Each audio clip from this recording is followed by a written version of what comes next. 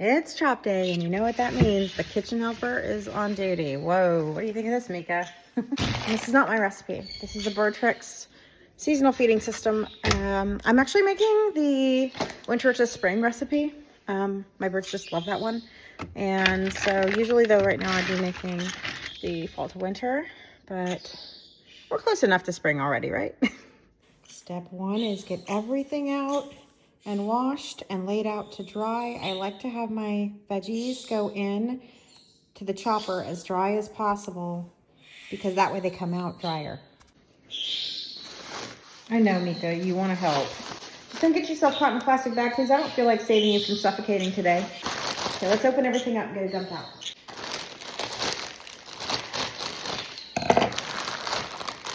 We got mung bean sprouts and broccoli. We got peas. We're not going to open those because that's going to make a mess. We've got chard. Lots of chard.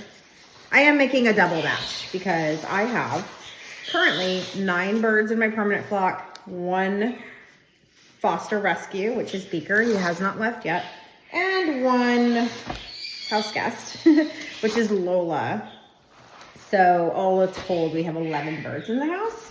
And that's a lot of beaks to feed. Okay. That's not what I would consider helping, Mika. That's not helpful.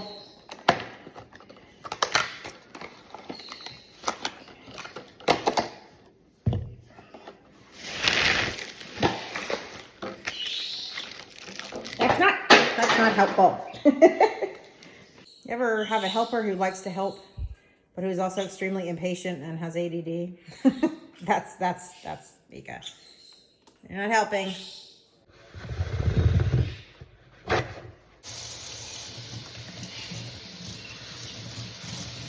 You seriously need a bath right now?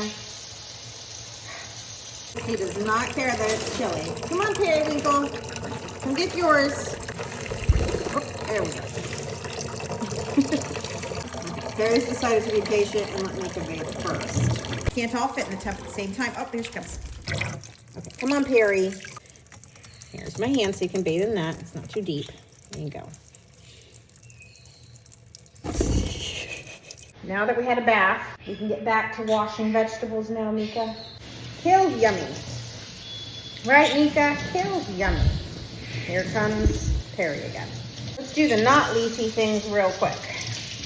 Technically, broccoli is leafy. Got turnips.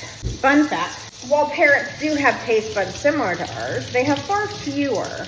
We have around 900-ish. They have like a third of that. So they don't taste things the same way we do. So things that are more bitter or stronger tasting are generally more tasty to them. With organic, I'm really just washing off any possible like dust and dirt. The rest of that we got to put through the strainer. I like to have Mika taste test some of the stuff beforehand. What is this? Pea sprouts. Do you like those? He's eating them, so I'm going to go with yes. I'm going to pick out the ones that don't look pristine. Nope. Nope.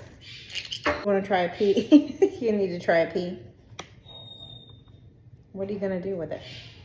Where there's a Mika, there's a Periwinkle. Perry came to help as well. We got 2 taste testers, hard at work. Y'all need to scoot and make room for this. I got it. Oh, it's dripping. I got to put this somewhere. Come on, move over. Move over. Y'all are eating all the peas. Don't eat all the peas. Okay, thank you. Here. I got to put these out. All right, Mika's new job is just to sit here and eat peas while I continue. I am going to wash and start cooking my beans now because these can take about an hour to cook. Also, side note for safety purposes, make sure that all of your cookware is PTFE and PFOA free. The fumes are toxic to birds. This thing is the love of my life. I could not live without it. I am not going to make you guys watch me chop every single vegetable.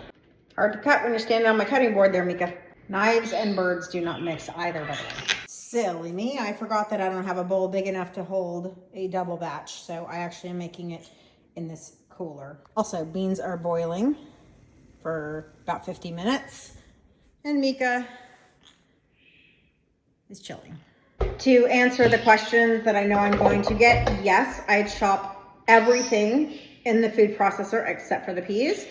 And yes, I keep everything raw. No vegetables are cooked. I will happily give you some carrot to eat. Let's not eat it off of the very sharp edge. Here, you want some carrot, Mika? Come here. Here. There you go, buddy. There's your own carrot to eat. Let's not eat it off the sharp razor edge of a knife. Okay, I did misspeak on one thing. I do not chop the yellow squash. I will show you at the end what I do with that. About halfway through chopping, and I'm gonna mix it. Yes, I just use my hands. Yes, they are clean. Still very carrot heavy because I haven't put my leafy greens in yet. That's about to change. And yes, I do have a furry helper as well. And yes, she also likes to eat some of this. Everything in this is dog safe and she loves it. So I do give her some as well. Everything's in except for the yellow squash and the beans, which have about 6 minutes left to cook. I'm going to show you how I put the squash in because I don't chop this because there is too much water. The water density is really, really high and it will make everything too moist. This is how it looks now that we've added all the greens. So we are going to use a grater and we're going to grate our squash. I'm not going to make you watch all of this either. All right, squash is in. Beans are done, I think. Let's check. Super important to make sure these are cooked. Yep.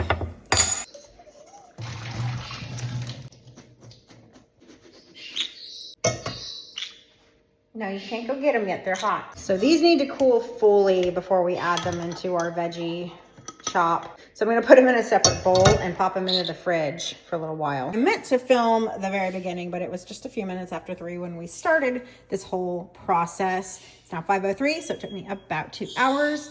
That includes with cleanup. Got the beans chilling in the fridge. The only thing left to do now is once those are cool enough to add to our veggies, I'm going to do one more final mix on everything, and I'm going to put everything into freezer bags. Also, 2 hours is not bad for making probably about 2 months worth of chop for 11 birds. I use Ziploc quart freezer bags. I put about 2 to 3 days worth of food for the whole flock per bag.